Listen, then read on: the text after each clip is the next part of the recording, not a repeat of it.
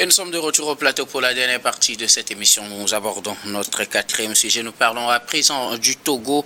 Ouverture du 9e congrès panafricain ce lundi. Lomé accueille à partir de ce 8 décembre le 9e congrès panafricain co-organisé par l'Union africaine et le Togo. Ouverture d'ailleurs avec la présence du président du Conseil, Faure Gnassingbé. Ce 9e congrès panafricain est placé sous le thème renouveau du panafricanisme et rôle de l'Afrique dans la réforme des institutions multilatérales. Nous en parlons tout à l'heure avec nos invités, mais bien avant d'aborder le débat, j'ai pris de suivre cet élément sur l'ouverture, puis nous reviendrons tout à l'heure au studio pour les analyses.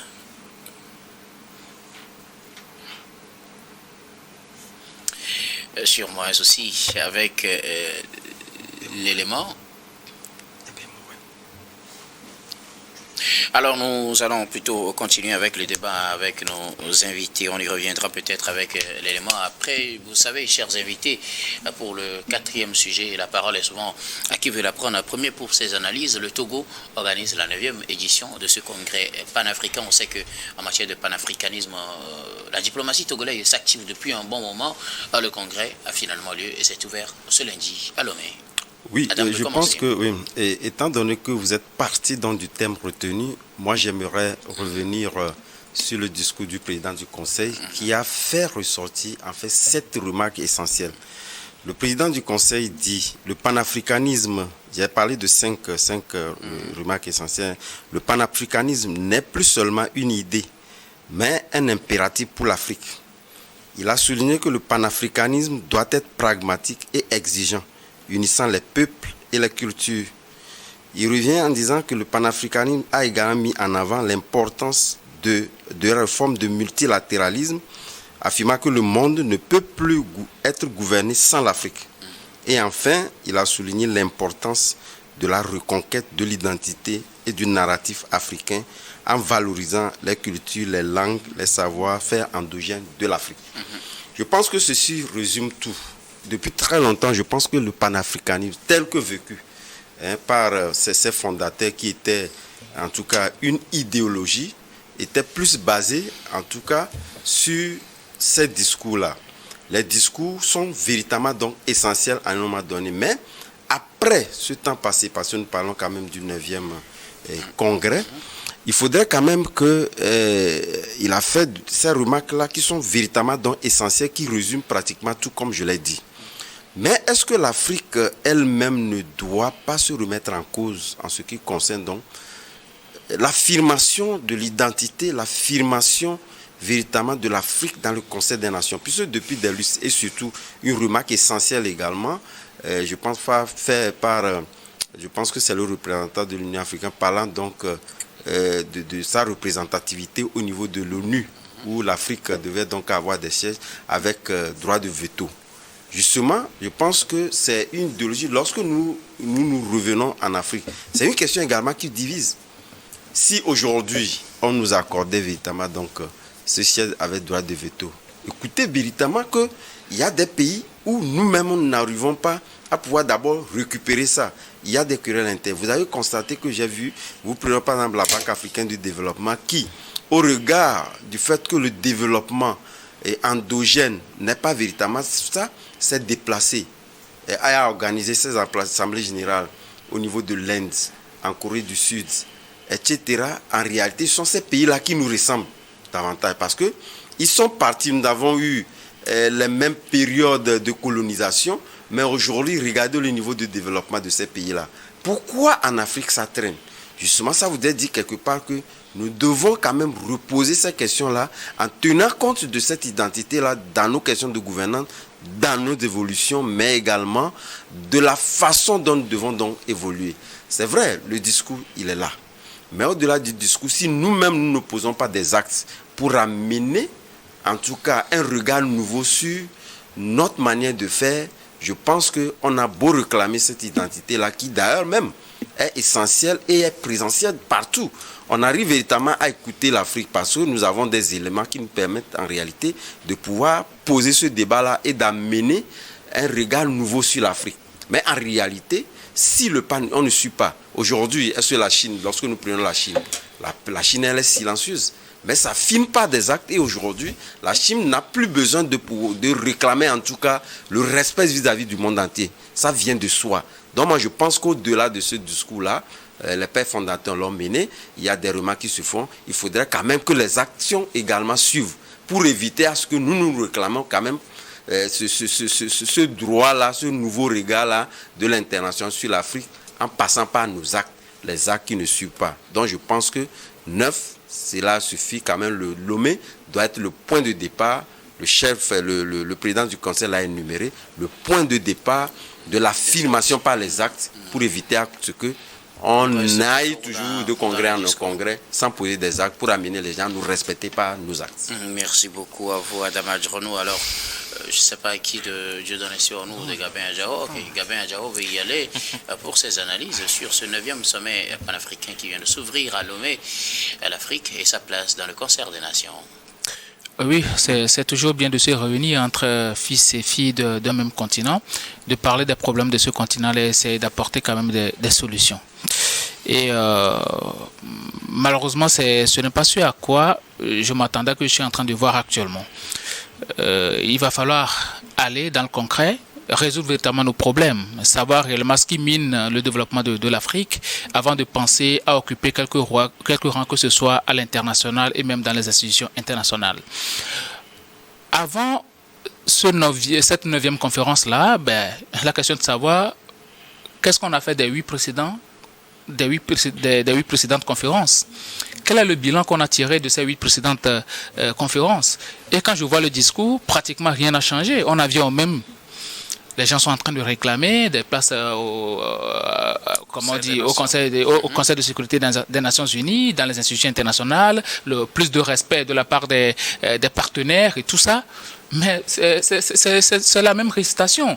Ça devient pratiquement un refrain que, à chaque conférence, à chaque congrès panafricain, on est habitué à ce genre de choses. Et moi, je me dis, à un moment donné, il va falloir arrêter et puis essayer de trouver les bonnes réponses à nos problèmes. Parce que moi, je me dis, même le panafricanisme aujourd'hui, le terme est galvaudé. Les époques ont changé. Parce que les pères fondateurs du panafricanisme, quand je prends Kwame Nkrumah, Sylvanus Olympio, étaient au prime abord de vrais nationalistes. Des gens qui aimaient véritablement leur pays, de vrais patriotes. Et ils avaient voulu créer ce courant d'idées-là afin de permettre à ce que il y ait une communion entre les États africains, parce que c'était une époque coloniale, une époque où les impérialistes n'avaient pas totalement quitté l'Afrique, et donc il va falloir faire front face à ces impérialistes-là afin d'avoir plus de droits et plus de respect de la part de ces impérialistes.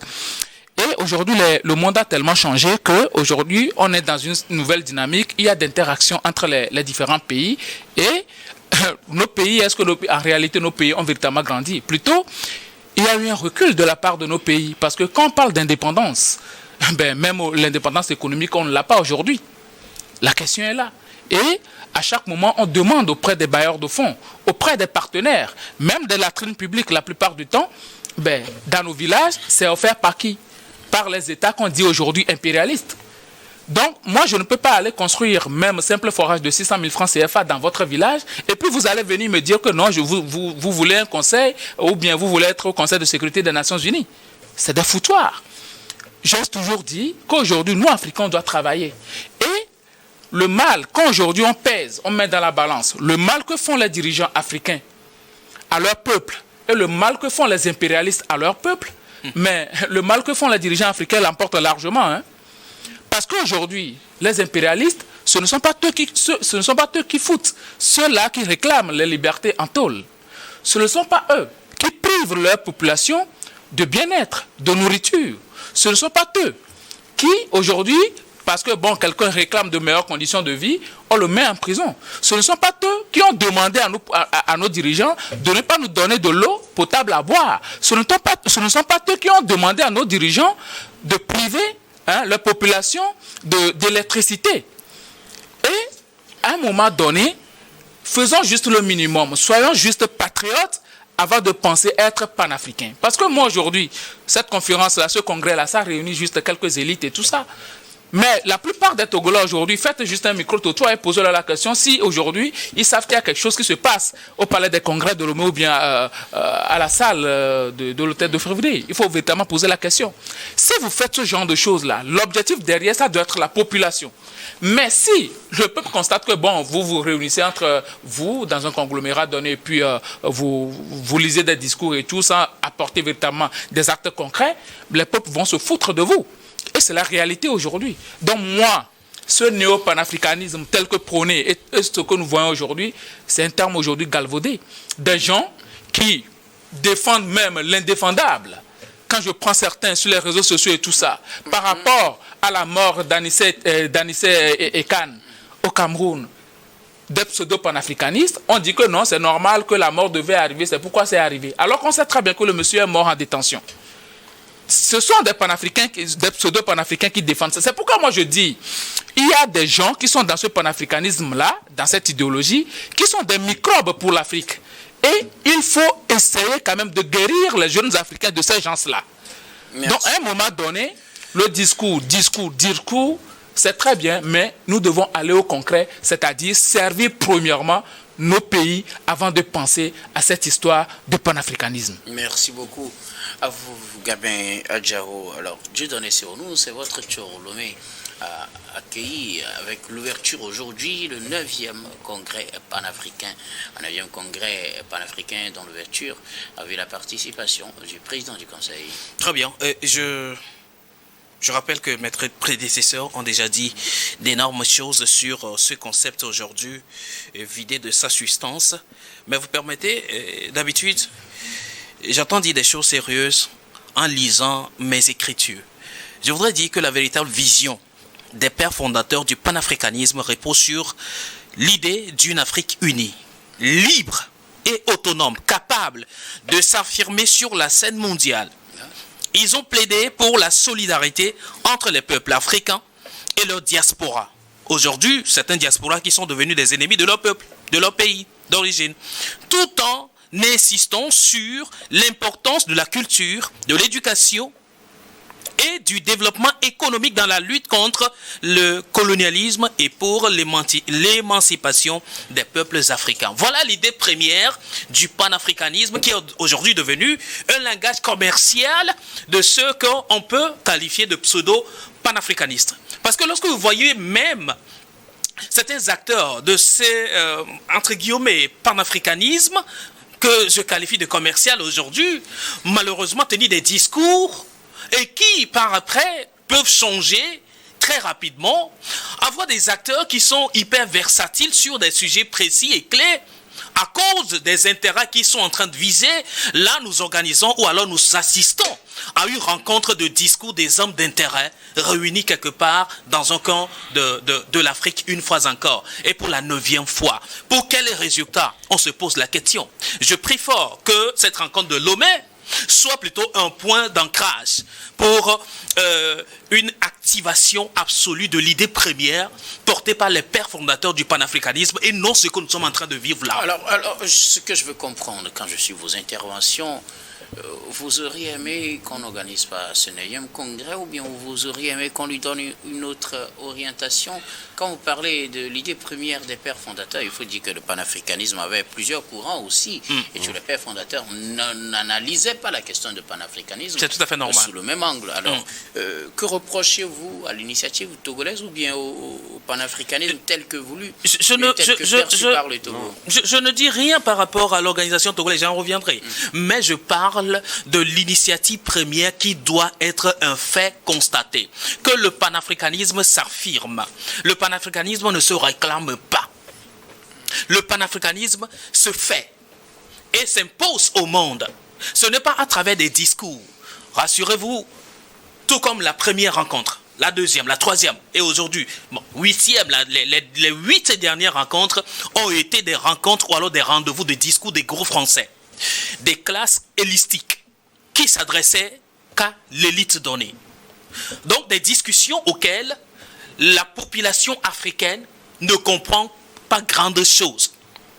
Mais que cette population veut son intérêt aussi encadré et orienté dans ces rencontres ou alors dans ces initiatives panafricanistes-là. Moi, je suis en train de dire aujourd'hui, quelle est la cause véritable que nous défendons? Cette cause, elle est juste verbale, elle est juste commerciale, ou elle est profondément nationale? Gabel a dit tantôt que les véritables panafricanistes sont d'abord des patriotes et des nationalistes. Quelle est votre vision tournée vers votre population en premier lieu d'abord, avant de parler du panafricanisme? De quel panafricanisme voulez-vous nous parler? Si dans les États africains, dans les pays africains, on ne peut même pas respecter les tests qu'on s'est soi-même établis, et vous voulez vous imposer à qui?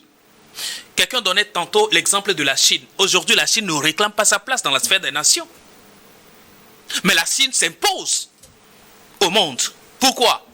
Pour des actions concrètes que la Chine est en train de mener. La Chine travaille. Le président du Conseil, justement, il faudrait qu'on quitte le discours pour des actions concrètes. Je ne pense pas que le président du Conseil est le premier à donner ces genres de discours. Après les 9 ou alors les 8 congrès, il y a eu toujours de tels discours. Et qui ont abouti à quoi? Gabé posait tantôt la question de savoir quels ont été les acquis des précédentes conférences sur le plan de l'unité africaine, sur le plan de la solidarité africaine, sur le plan du développement en Afrique. Quels ont été les acquis? Présentez-nous des acquis aujourd'hui et qu'on comprendrait peut-être au mieux les grands discours, les grandes conférences que vous allez encore mener pour des jours là, à ce camp de l'Afrique. Vous savez, des gens sont arrivés à Lomé, aussi bien pour le tourisme, aussi bien pour finir avec leur cachet. D'aucuns arrivent et disent, nous venons pour donner une conférence. Et ces mêmes personnes, il y a quelques mois, il y a quelques semaines, tenaient des discours assez acerbes sur des gouvernants d'un pays, d'un camp de pays qui est le Togo. Mais aujourd'hui, ils sont arrivés disant qu'on est venu pour donner... Non mais écoutez, si de telles personnes pensent porter le panafricanisme, vous pensez que ça irait loin? Le panafricanisme doit être porté par des gens qui tiennent le langage précis et sincère, et qui savent ce qu'ils sont en train de dire, qui savent où ils sont en train d'aller et d'amener le peuple. Les panafricanistes ne doivent pas être des gens qui soient juste des gens d'intérêt, mais des gens qui visent l'intérêt du peuple africain. Malheureusement, il y en a plein de ces gens-là qui portent le nom de panafricanistes qui ne le sont pas, mais qui sont des businessmen, malheureusement, et cela ne peut pas marcher. Merci beaucoup à vous, Dieudonné Seolou et Adam, vous voulez réagir? Oui, et permettez que je revienne un peu sur un point abordé par Dieudonné tantôt, parce que lorsque vous prenez, je prends un cas type, où avec ce coup d'État que l'on a eu déjoué au Bénin, vous avez constaté la sortie de Kémy Séba sur la question. Vous imaginez, parce que je pense que, est-ce que ça, c'est du panafricanisme qu'on est en train d'affirmer? Lorsque vous voulez basculer un pays qui va faire un recul et que vous justifiez en réalité par des arguties qui ne tiennent pas la route parce qu'il n'y avait rien là-dedans, mais cette même personnalité vous dit voilà qu'il est panafricaniste. Voulez-vous qu'on soit réellement sincère avec... Donc, à quelques exceptions près, ce qui se fait aujourd'hui sur les réseaux sociaux, sur l'affirmation de l'identité africaine, etc., je ne pense pas que cela soit du panafricanisme. Et je pense qu'il y a également l'acculturation, pour répondre un peu à l'une des questions que vous avez posées aujourd'hui. Personne n'est contre, parce que les idées avancées par le président du Conseil tiennent la route. D'ailleurs, même, je les lis un peu par rapport à son dernier discours récemment, appelant donc tous les Togolais et partant de là, en réalité, tous les Africains à se mettre au travail pour construire dans l'État. Puisque ça doit venir de nous. Puisque lorsque nous avons les idées que voilà, il n'y a que ceux que nous avons élus qui peuvent donc faire le travail, ça ne marche pas comme ça. Je parlais donc de l'acculturation. Prenez par exemple aujourd'hui la question même de la tradition, notre propre culture, identité culturelle d'abord, qui est déniée. Lorsque vous les prenez, même jusqu'au plus haut sommet, je ne parle pas du Togo, je ne parle dans tous les pays africains, quelle est la place qu'on donne peut-être aujourd'hui à nos religions? Il n'y en a pas. Et revenons aujourd'hui de l'acculturation, l'homosexualité, etc., qu'on essaie véritablement même de clamer dans ces... Les gens essaient, même ces panafricanistes, essaient même de les justifier. Est-ce que ça, c'est africain? Est-ce que ça, c'est africain pour parler donc du panafricanisme? Donc, je pense qu'il y a multitude de questions. Le panafricanisme, finalement, ça ne se décrète pas. Non, ça ne se décrète pas. Il faudrait quand même qu'on l'affirme, parce que nous avons des éléments d'affirmation de ce panafricanisme-là qu'on écarte de côté, mais on vient justement pour dire pratiquement ce qui ne nous ressemble pas. Il faudrait quand même Pour que vous, nous parlons ce qu'on attribue de aujourd'hui au panafricanisme ne nous Non, ressemble pas. ne nous ressemble pas du tout. Ne nous ressemble pas. Merci. Oui, beaucoup, Gabin. écoutez, vous savez, Dieudonné l'a dit, le panafricanisme, ça s'affirme. Hein, c'est pas un truc, on va clamer sur tous les toits comme ça, mais ça s'affirme, ça se fait voir dans le travail. Aujourd'hui, quand nous prenons le Bénin avec M. Patrice Talon, ben, c'est un monsieur qui ne crie pas sur tous les toits qu'il est panafricain. Hein, mais quand vous voyez pratiquement tout ce qu'il est en train de faire, c'est le vrai panafricanisme parce qu'il est en train de contribuer au développement de son pays. Aujourd'hui, la culture béninoise est en vogue. Le Bénin aujourd'hui, c'est la plaque tournante du tourisme en Afrique de l'Ouest. Quand nous prenons Vaudoundés, Willow, Veilla, plusieurs choses d'ailleurs, eh ben, le monsieur il travaille pour le Bénin. C'est ça le nationalisme, c'est ça le panafricanisme. Promouvoir les valeurs africaines. Et c'est ce qu'il est en train de faire. Contrairement à certains qui sont à cette conférence-là, qui, dans leur sérail, ils ont des blancs comme conseillers économiques, conseillers juridiques, et ainsi de suite. Ben, ce sont ces mêmes personnes-là qui veulent aujourd'hui donner des conseils aux jeunes comme quoi, bon, on veut faire le panafricanisme. Et, ben, au moins, Kémy Séba, lui, il a refusé de venir. Franklin Nyamsi, il est là. Lui aussi s'était quand même réjoui de ce coup d'État-là. Donc, il y a, nous, États, là, surtout quand on parle de gouvernants, nous devons savoir réellement avec qui collaborer. Pas avec des plaisantants qui coopèrent avec des coups d'État. Nous allons respecter l'opinion de tout le monde, tout comme on respecte vos opinions. Mais c'est une plaisanterie que de soutenir un coup d'État. Parce que moi, aujourd'hui, je ne vais jamais accepter qu'on fasse coup d'État à un chef d'État. C'est le principe de cette émission en respectant le point de vue de tout un chacun. Je retire mon mot. Merci beaucoup à vous tous pour vos contributions. Nous arrivons pratiquement à Dieu donner rapidement. Mais c'est des positions quand même. Hein. Je ne refuse pas. C'est des positions. Il est donc important qu'on ne s'amuse pas avec des questions sérieuses sur le sort des nations, le sort des pays. Il ne faut pas défendre quelque chose et prétendre montrer une autre image. C'est dommage. Aujourd'hui, nous voyons la plupart de certains acteurs qui sont à ce congrès, malheureusement, qui ne reflètent pas ce qu'ils sont véritablement, mais qui sont venus juste pour d'autres objectifs. Est-ce que c'est l'Afrique qui est le jeu, comment dirais-je, qui est en jeu aujourd'hui? Est-ce que c'est l'Afrique qui est dans leur visée d'intérêt? Malheureusement, c'est non. Aussi longtemps qu'on jouera avec cette hypocrisie, le panafricanisme dont vous parlez ne fera jamais de décollage. Et ça ne va pas décoller. Travailler, c'est le respect des droits humains des pays africains d'abord. C'est l'intérêt qu'on porte à la vie humaine en Afrique d'abord. C'est ça le véritable panafricanisme. Et on s'impose aux nations. On ne le décrète pas. Merci beaucoup à vous tous pour vos contributions. Nous arrivons pratiquement à la fin de ce numéro de Regard Croisé. Mais avant de nous séparer, notre habituel dernier tour d'étape, ce sera pour vos mots de fin sur un sujet de votre choix. Je commence par vous, Adam Adrono. Oui, mon mot de fin, je le disais au sommet de cette édition, et le samedi dernier, les peuples à Kosso et à Kébou se sont retrouvés pour la fête au Vazou. Et vous savez, c'était un coup de serre du préfet Gilbert Toy. Depuis qu'il a été donc nommé comme préfet, c'est sa première organisation, mais ça a été un coup de maître. Un coup de maître en ce sens que c'est une édition assez réussie et je pense que chacun a eu quand même l'opportunité de pouvoir l'apprécier à sa juste valeur.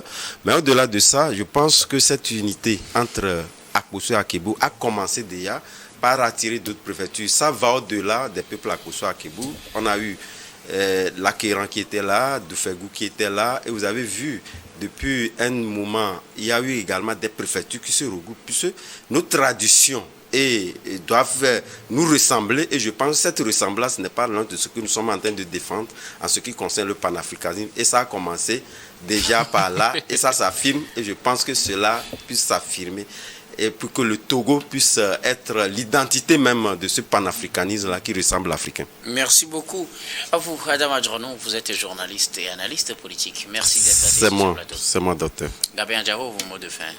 Oui, j'aimerais quand même exhorter les autorités togolaises par rapport au poste de péage de Adeta. Ce poste de péage-là, situé en plein village, les populations qui sont de part et d'autre pour aller au champ, ils sont obligés de payer. De payer avant d'aller au champ, au retour, ils payent aussi avant de. En moto ou à voiture. À moto, à voiture, forcément, ils payent au péage. Et pour moi, je trouve que c'est un peu de trop. Quand les péages sont devenus des luxes. Oui, dans les normes, ils doivent exempter quand même les riverains de ce genre de choses, mais malheureusement, ces populations-là sont soumises à ce genre de choses. J'exhorte les autorités togolaises à faire en sorte que ces populations-là, qui déjà difficilement trouvent de l'argent, ne paient plus les frais de péage avant d'aller vaquer à leurs occupations. Merci beaucoup. À vous, Gabin Djaro, vous êtes juriste et directeur de cabinet Juris Consulting. Merci d'être passé sur ce plateau. Merci, docteur, de m'avoir invité. Je donne ici au nouveau mot de fin. Mon mot de fin consistera à saluer ceux qui sont à Lomé de cœur sincère et qui épousent le souffle et le cri des peuples africains sur leurs réels besoins et qu'ils veulent véritablement les défendre et non des commerçants d'idéologie. Alors aujourd'hui, des grandes conférences se passent à Lomé et généralement, c'est des choses qui se passent entre le 2 février, Palais des Congrès, ou alors des endroits appréciés au Togo. Et tout ça là, nous voulons cette belle image de notre pays et nous la voulons sur la majeure partie ou alors l'entièreté d'ailleurs de territoire. En fait que quand des gens arrivent, quand on arrive, permettez-moi la redondance, à les faire passer même par les quartiers, sans motard ni rien, pour qu'ils vivent l'architecture et la beauté de notre capitale, même nos villes proches. Malheureusement que cela ne s'arrête pas au 2 février, hôtel et palais des congrès. Et cela, c'est un message fort à l'endroit de toutes les autorités administratives et politiques de ce pays à faire en sorte que le vivre ensemble à travers le développement qu'on prône ou alors qu'on veut qu'on chante tout le temps n'est pas une formule contre quelqu'un, mais plutôt dans l'intérêt supérieur de tous. Et cela passe derrière la case de l'hypocrisie pour entrer dans la chambre plutôt de la sincérité et de la vérité. C'est ça le panafricanisme. Merci beaucoup. À vous, Dieudonné Sewonou. Vous êtes journaliste, directeur général de l'IA Service. Merci d'être passé sur ce plateau. C'est moi. Nous disons également merci à toutes les équipes techniques et rédactionnelles qui nous ont aidés à préparer et à présenter cette émission. Merci beaucoup à Aimé Roland comme la Messi à la réalisation, à tous ceux qui sont avec lui à la régie. Merci également à Thomas Choye et Stéphane Kouano à la caméra. Et surtout à vous, très chers téléspectateurs, de nous avoir suivis. C'est la fin de ce numéro de Regard Croisé. Je vous retrouve demain avec le même plaisir pour un autre numéro.